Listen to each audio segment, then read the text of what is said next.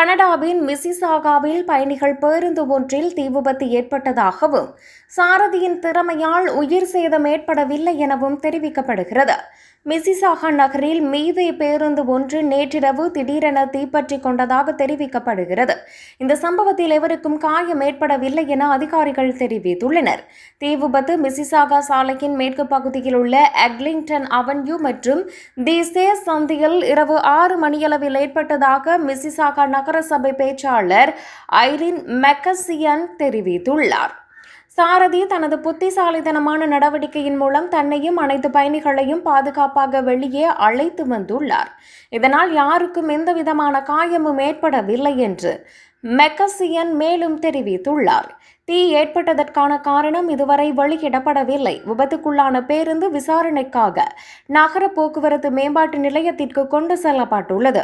சம்பவத்தில் உடனடி உதவி அளித்த போக்குவரத்து, தீயணைப்பு மற்றும் காவல்துறையினருக்கு நகர நிர்வாகம் நன்றி தெரிவித்துள்ளது. சிறப்பாக செயல்பட்ட பேருந்து ஓட்டுநருக்கும் பாராட்டு தெரிவிக்கப்பட்டுள்ளது.